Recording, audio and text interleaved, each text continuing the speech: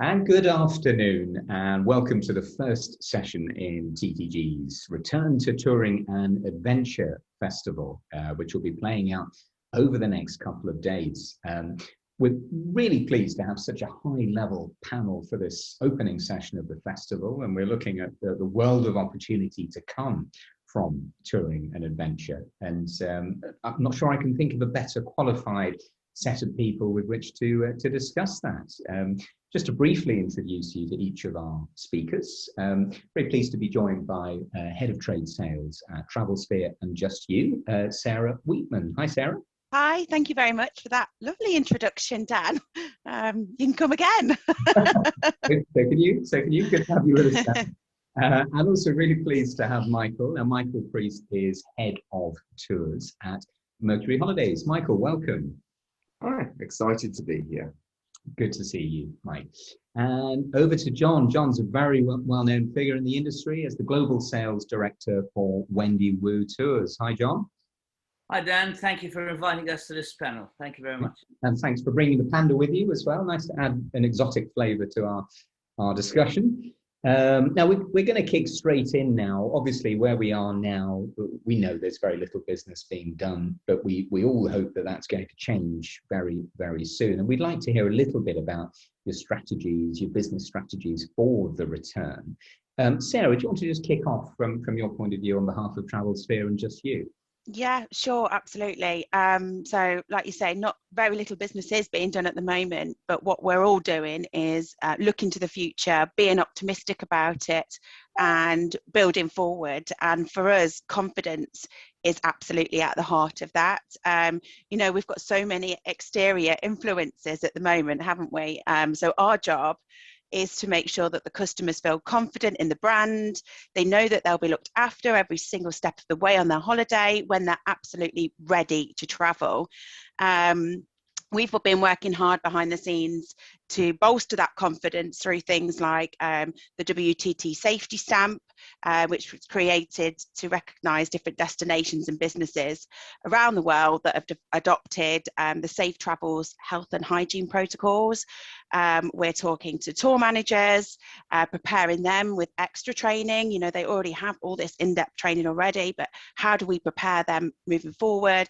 The transportation, the accommodation, all the local attractions, just making sure all those protocols in place so we can give that confidence to our customers. And I think one thing that we're all here for is, our mission is to change people's lives through travel. And I think that's all why we do this, isn't it? We've been through such a tough year, but every day we know when somebody travels on holiday with us, we've changed their life in some way and ever, and we're just more committed to doing that more so than ever as we move forward. Yeah, there's some fantastic points there, Sarah, particularly around rebuilding confidence. Yes. And I guess not only among consumers, but also in the trade, among travel agents to sell, your products. Let's hear from you, Mike, then, from Mercury Holidays' point of view. How are you getting ready for the restart? Yes, I mean the key, of course, will be passenger well-being, as it always has been. And really, all the current crisis does is just add an extra facet to that, an extra thing that we need to look at. And so we're being very careful to making sure that we're covering all of the base and making sure that people can travel in as confident and comfortable a way as possible. But key as well is going to be we're not going to be trying to rush people back to travel. We're not going to be running these trips until we are 100% confident.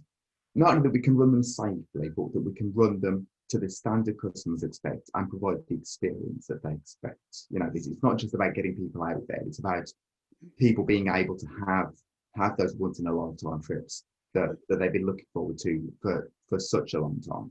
And of course, while we're doing this, all of our partners in resort have been very busy working to make sure that everything will be up to local and international standards for COVID safety to make these trips as secure as possible. Yeah, and that's obviously a really, really key point about what does the tour actually look like for consumers, and we'll come back to that. But John, tell us a bit about Wendy Wu then, and where you're at and what the strategy is for the restart. Yeah, I think as both Sarah and Mike have said, we've all been working on a travel safe policy to give customer confidence. We've also been working on giving customer to book with confidence as well.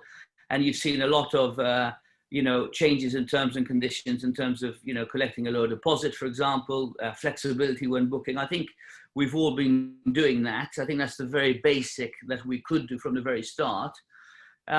In the meantime, until such a point that a customer can travel, I think what we've been doing is trying to stay front of mind as much as possible until the customer is confident and ready to travel.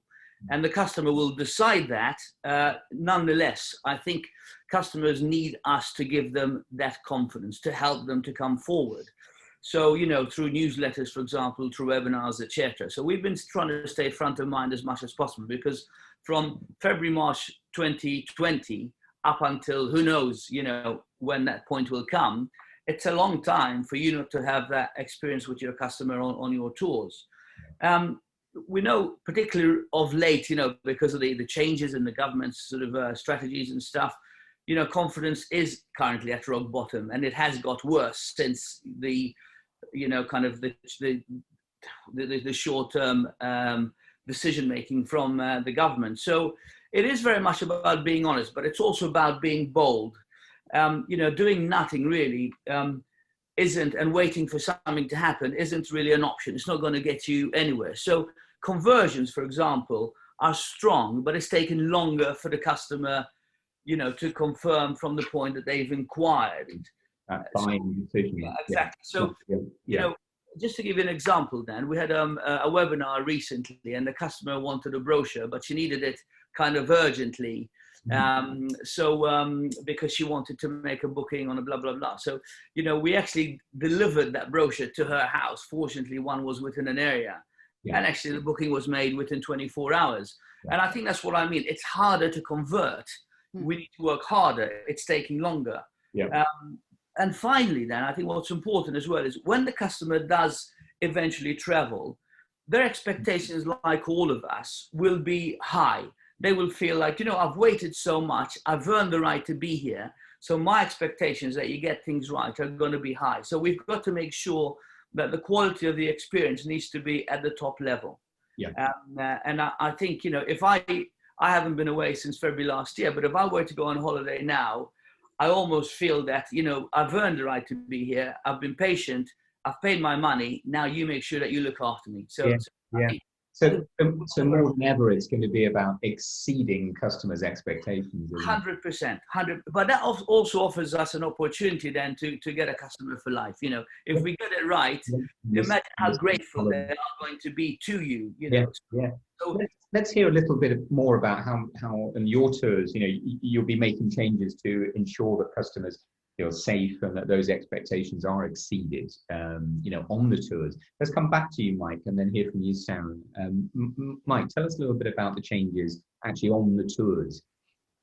This is one of those things that's quite difficult to quantify, because it is going to be quite different depending upon the destinations that customers go to. And the situation will continue to evolve as they travel.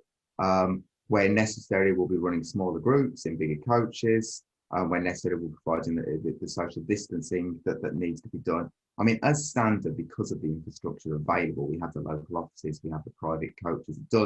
It does mean that for a tour operator, doing that kind of deep cleaning that needs to be done is actually pretty straightforward, because you've got the local guides with the expertise, making sure that the rules are followed is again quite straightforward. And it just sort of reinforces the benefits of booking with a tour operator that can make sure these things happen. And if things do need to change, you've got the local offices so that you can make that happen and you can be responsive to it. Yeah. Sarah, give us some more on this from travel experience. What's happening on the tours to make people, what will happen on the tours to make people feel safe? Well, first of all, I just want to go back to John's point about the flexible booking, because I actually think the touring sector has led the way with flexible booking for customers. I think we've been some of the first operators out there, and we've got some of the best, flexible free cancellations, like John said, low deposits. So hopefully that bolsters the confidence, like I said earlier. But actually on tour itself, so I mean, it's very, obviously all of us are going to follow local protocols, local guidelines. What will the attractions look like that we visit? Does it have to be a specific time and group size that you need to enter that attraction? But I think what the beauty is about going on a tour anyway is that is all looked after for you. You know, a customer who's traveling independently would have to make all those considerations, whereas when traveling on a tour manager is there 24/7. Yeah. So the tour managers, you know, they've been trained for so many different eventualities, and this pandemic and COVID-19 is no exception. Yeah. So they'll have extra training. We mentioned group sizes earlier, and back in 2019, we capped our group size at 35. And I know there's a lot of talk about group sizes on tours, but let's not forget, people have to get on a plane to get to a tour in the first place with a few hundred people. So, you know, our group sizes are 15 to 35. Other people, operators have different group sizes, and some are smaller, some are larger. But what I can guarantee we will all do is it's about making sure that you have the perfect group size for the destination that you're visiting. So it could vary depending on the experience and depending on where you go as well. And I think another consideration, and certainly one that we've taken on board, is the styles of tours. And our customers actually looking for something of a little bit of a slower pace, where they don't move around hotels as much, or move across different countries as well, you know, because that could be a challenge in itself. So we certainly have introduced more tours with one hotel stay, and then just a variety of excursions with the tour manager being there 24/7 as well. So I think it's safe to say we all are being agile in the market and adapting to our customers, and listening to them now more than ever before. You know, we're listening, we're doing surveys, we are taking on board the feedback, we're making changes. I guess you're making the point that an organised tour could actually be one of the very safest ways to travel as we emerge from this, because of the level of organisation. Absolutely, and I think that is a key selling point for our trade partners to start introducing a tour to their customers, you know, because there is somebody there 24/7. You don't have to worry about what time you're going to see an attraction and making sure that you standing in a queue with hundreds of other people, because that is all done for you. And John, I'm sure you'd agree with that. Can you tell us any other considerations that Wendy Wu is making on the tours, you know, as we emerge from this? Yeah, there's a couple of bits. I think for me, I totally agree with you know, what Mike and Sarah have just shared with us. I think there's also you know, most of us love being around people, so I think people have also missed that opportunity to make new friends, to make new travel, to travel with like-minded people as well. And actually, some people aren't necessarily looking to travel on their own or to travel in a small group of 5 or 6. They actually want to be with 15, maybe 20 people on a tour, because they love being with like-minded people to share their experiences. That's what many of us have missed, isn't it? In the past year or so. Absolutely. So, you know, I think that's key as well, to enable them, to give them time to share. And I think, you know, we talk about guides in the destinations that we travel to. When you look at Japan, for example, and China, where very few people speak English, I think we're already at a level at Wendy Wu Tours where the quality of the product is great, and that's why we've got a repeat customer base. So you're starting, you know, for all of us, you're starting from a higher base in terms of customer expectations. I think, you know, there is a danger that we try and change things too much, where actually, in essence, we've already all have, you know, tremendous products, tremendous destinations. We offer wonderful experiences that people come back to us time after time.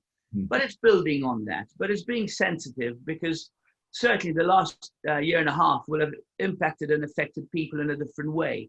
So you just don't know how, you know, your customer traveling with you is or will be on the tour because of their experience in the last. We mustn't forget that. But, you know, for any agents, you know, listening to us talking now, you know, rest assured that we've got your customers covered. We will look after them. We will do whatever it takes for them to come back and rebook with you again, because that's what we do best. Yeah.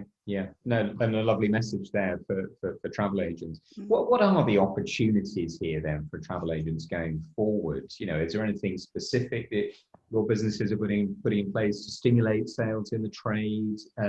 Mike, do you want to elaborate on that a little bit from Mercury Holidays' point of view? Yeah, absolutely. So, I mean, this is a great opportunity for agents, to be honest. It may not look like it at the moment. I understand people are probably looking at the landscape and thinking it looks a little bleak, but realistically, with what you read in the news every day, I would imagine customers more than ever are going to want to book with a brand that they can trust, with a person that they can trust, an actual individual. And I think that is, of course, the greatest strength of a travel agent. Mercury recognise how important that is going to be, and that is why we're actually introducing agent price parity on our escorted tours. So from now on, we will be selling at the same price to agents as we do to direct customers, which I think is a great chance for agents to really pick up their sales. And of course, it is understandable that customers are going to want to know that they are booking with a tour operator that they can trust. So, as John and Sarah have already mentioned, the COVID guarantee is kind of the bare minimum that an agent should be looking for from an operator. So, for example, we do free amendments up to 14 days prior to departure, and if your trip is cancelled by FCO or by said, we will refund in cash within 14 days. And I think everybody should be offering that by now. And I think also agents and customers are smart. They'll look at the reviews that people have been getting over the last 12 months or so for the way they've treated their customers. Mercury's Trustpilot score has increased from 4.3 to 4.7 over the course of this process, and I think that can really be attributed to specifically how we've handled it. So I think that these are the important things that agents need to look out for. But of course, they always need to remember that it is all about just booking that once in a lifetime adventure for the customer. I think just like consumers, agents are going to want to work with partners they trust, aren't they? You know, as we emerge from this. Sarah, tell us a little about what you see as the opportunities for agents here and how TravelSphere is helping the trade. Yeah, I think through these cloudy days, the sunshine is coming, and we've just got to all hold on in there, and we'll get through it together. I think the opportunities are endless. I mentioned earlier about, just promoting the fact that a tour, everything is looked after. You've got your tour manager, and you go off the beaten track. You'll see things that you would never do independently. So knowing the core essence of why to take a tour is a great thing to learn during this period to get ready to start marketing. But just then you can start introducing touring into the conversation. So when somebody does come in to look for a lakes and mountains trip, for example, you can introduce a tour to Lake Garda, maybe rather than just one that is a mainstream holiday, just for an example. I'd also recommend, and I think an opportunity now is to get to know a brand inside and out. Be really confident talking about it. So if you, for example, if you chose one of the TravelSphere or Just You brands, you'd know about the fact that we have an independent trust fund, you'd know about our private transfers, our flexible booking, but just really get to know our brand that you want to sell for touring. Because think about your margin, from a touring holiday, you can earn pretty good margin and commission, and that's all that we're after now, isn't it? Let's face it, we're all our trade partners will be wanting to forward book and build that bottom line. And then finally, I think the other opportunity is solo travel. I talk about TravelSphere, but obviously also having Just You as the solo market leader. Our engagement through the pandemic for solo travel has been absolutely sky high. And I think this goes back to what John mentioned earlier. It's the shared experience. We've all experienced a sense of community in the last 18 months, 15 months. And I think we're looking for that again, that sense of community, traveling away, traveling with like-minded people. And the solo travelers, I hate the term pent-up demand. It's almost as bad as unprecedented, isn't it, that term now? But it's true. About pent-up demand, It's true, and they're ready, and it's just about using this time as an opportunity to prepare, educate your customers, and talk to them ready for when they are ready to travel and book again. No, great point. And if agents aren't making sales at the moment, or if they're not too tied up with reorganizing travel for existing customers, it's a great time to actually be educating yourself about the different brands and getting ready for the restart. Absolutely. We'll draw this to a close very shortly, but and I'll come to you all to ask you, which tour you personally would like to be joining if you could join a tour next week. But John, just from you on that last point, any particular ways that Wendy is working for the trade at the moment, with the trade at the moment? Yeah. Looking to help agents make more sales? Sure. I think, Dan, what is very clear from the way Mike and Sarah answered your question, and it's the same with us at Wendy Wood Tours, we are here to support you in any way we can and we need to. I think that's evident. We want to work with you. Now, there's a couple of things I want to say is, don't wait for the business to come to you. You've got to go looking for it as well, because all of us collectively have a responsibility to give the customer that confidence that they need. And if we are talking boldly about travel to the destinations that we travel to, then without a question of a doubt, that's going to give the customer confidence.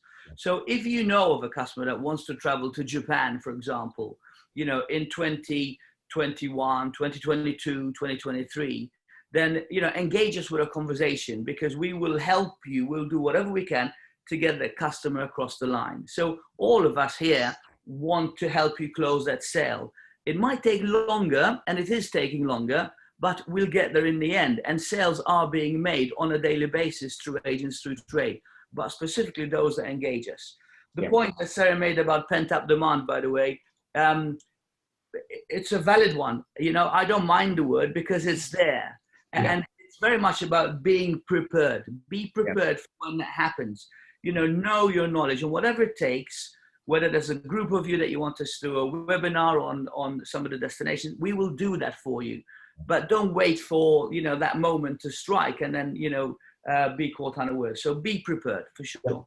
No, and that's a good point on which should bring this to a close, I think. And just that final question, if you could jump on a tour next week, where would you be heading for? Where would be number one on your list? Mike?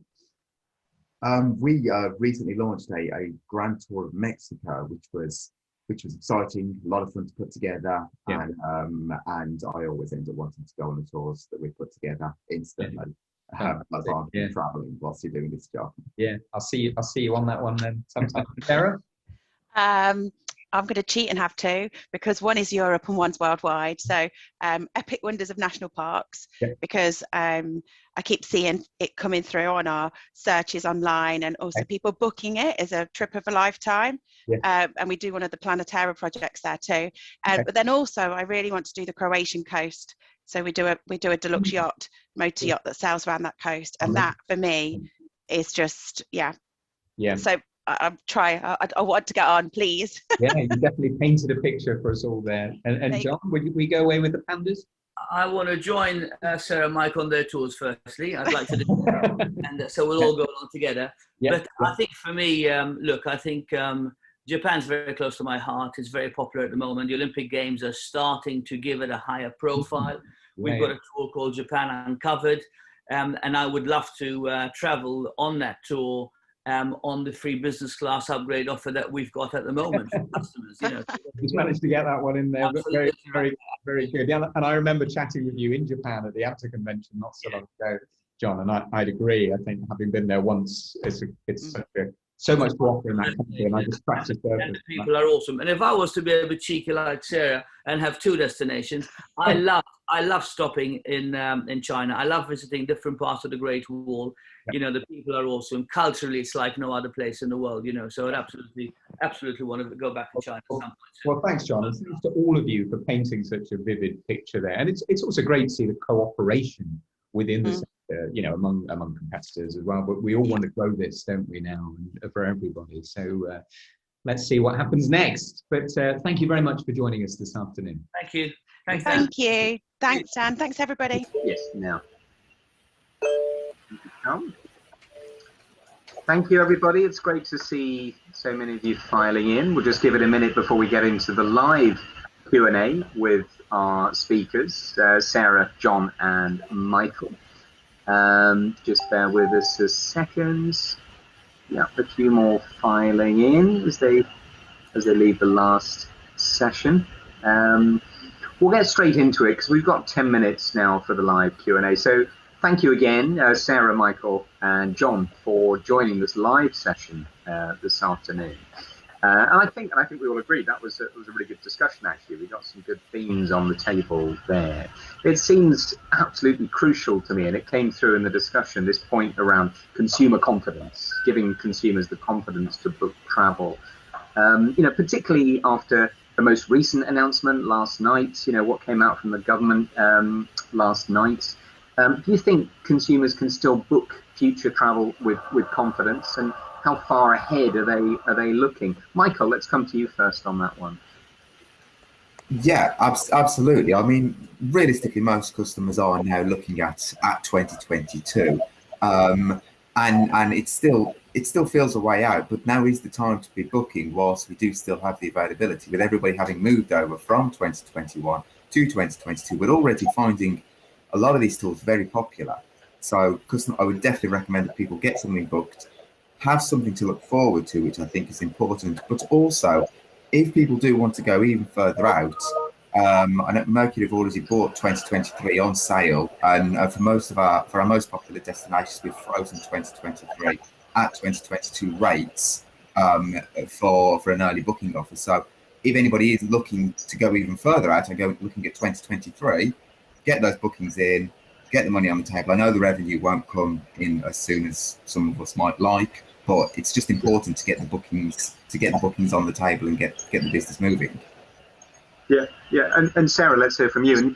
In terms of the most recent announcement from the government, you don't expect that to have any impact as such on forward booking? I think not at the moment. I think there are people that are still hoping that they can travel, particularly maybe to Europe, the latter part of this year. But I do think, as Michael said, and we've talked about before as well, that 2022 is now fast becoming the year that everybody's looking towards.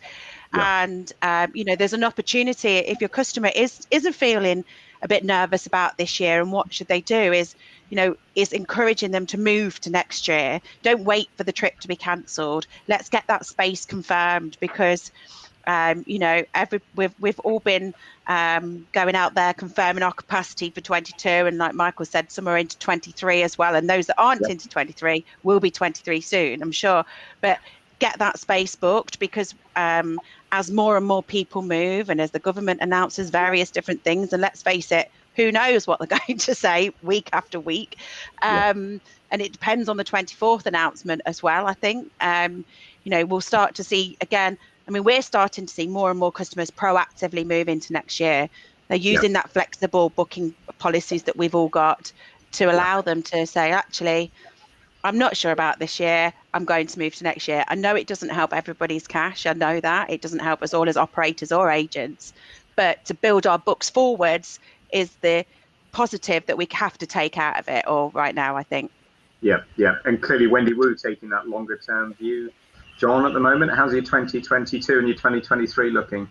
Yeah, very much so. I mean, on an average week, about 70% of what we're booking is 2022, and the rest is 2023.